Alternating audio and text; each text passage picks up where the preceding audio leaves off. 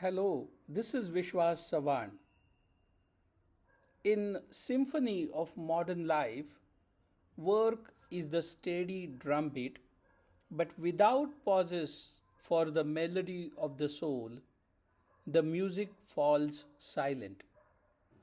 Why I am saying this? Imagine this. It is 10 p.m.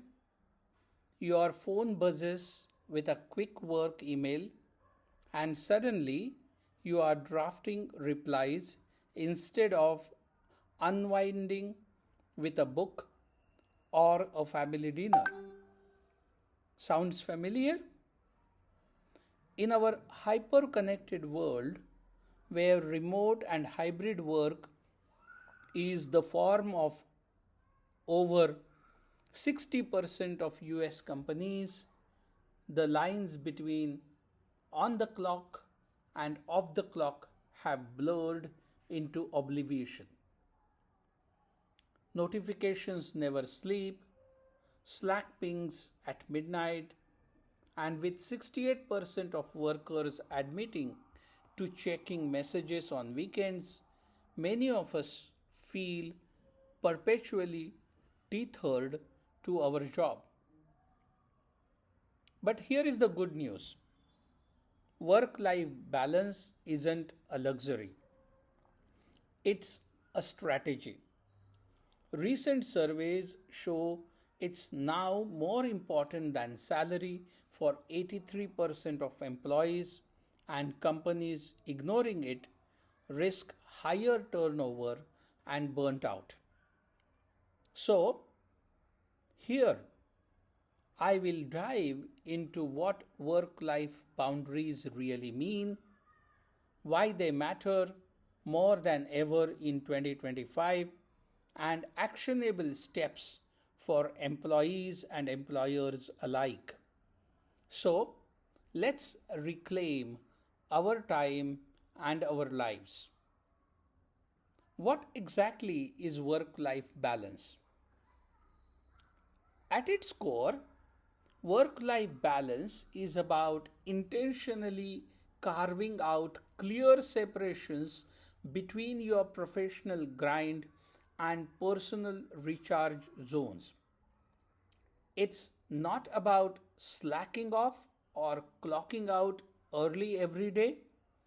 It's about working smarter so you can show up fully as a focused pro at the desk and a present partner, parent, or hobbyist of it. Think of it less as a rigid scale and more as integration, blending the two without letting one devour the other. As one expert puts it, work and life don't compete, they coexist. In 2025, with AI automating rote tasks and hybrid setups dominating, this integration is key to avoiding the always on trap that plagues remote workers. So, why prioritize it? The stakes are high. Let's get real with the numbers. Globally, only 33% of employees report thriving in their overall lives, down from 35% in 2022. Thanks to creeping stress and blurred boundaries, burnt out isn't just buzzword bingo. It's epidemic, with 32.8% of workers citing personal perfectionism as a top barrier to balance. Here is why nailing this matters. First, to prevent burnout. Second, to boost your health and have a healthy life. Third, to power up your productivity. And fourth, have the enrichment in your life. Bottom line, In a year where hybrid work is king and economic pressures push side hustles, balance isn't selfish, it's sustainable. Boundaries aren't walls that confine us. They are bridges that connect our strongest selves across the divide of duty and delight. If you are employee, then here is what your boundary toolkit that I shall suggest. 1. Define your hours. Block 9 to 5 for your teams, for your work. Mute the noise. Silence notification post shifts. Apps like Freedom or Focus at will enforce this. Third, break like a boss. Step away every 90 minutes for a walk or stretch. Micro breaks combat fatigue and spike creativity. Fourth, master the no. If tasks overflow, politely push back. I would love to help, but that stretches me thin this week. It's not weakness, it's wisdom. And fifth, be the weekend warrior off duty edition. Use off days for true recharge, no catch up emails. As one single dad in tech shared, this preserves sanity amid chaos. So, the pro tip from the trenches is transition rituals like a post work playlist signal shift over to your brain. If you are an employer, how can you lead by example and win big? Here are some of my toolkit tips. Four of them. Number one, honor off hours. No 8 p.m. Zooms or Sunday Slack storms. Schedule no meeting on Wednesdays to let folks breathe. Second, push for R&R. Mandate breaks and PTO. Encourage using it all. Fun fact, companies with strong leave policies see 24% less turnover. Third, deadline reality check. Set achievable timelines and spread loads evenly. Tools like Asana help visualize this. And the fourth, flex forward. Offer hybrid options, 4 days a week or work from anywhere perks.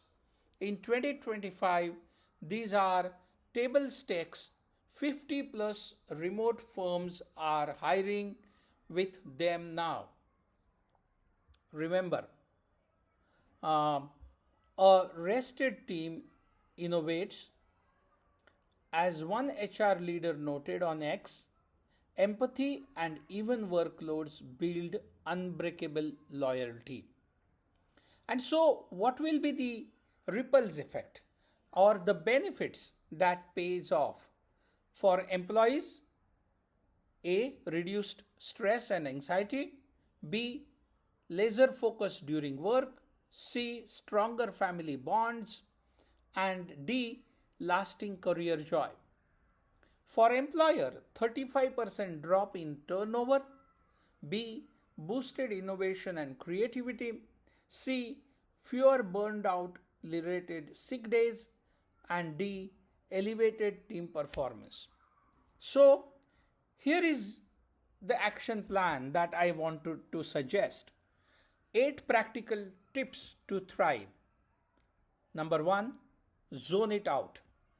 Home office, pick a dedicated spot, step away at EOD, end of the day, to mentally clock out. Second, tech time. Auto mute work apps after hours. Track screen time to spot overwork creeps. Third, health first. Aim for 7 to 9 hours sleep, 30 minutes daily movement and meal breaks, no desk dining. Fourth, block like pro calendar quadrants for work, family, fun, and rest. Stick to them religiously.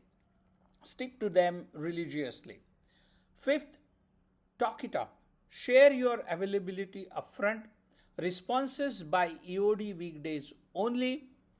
Um, Sixth, hobby high. Carve out non negotiable time for joy, such as guitar jams, trail runs, or book clubs. It's your soul's fuel. 7. Detach daily.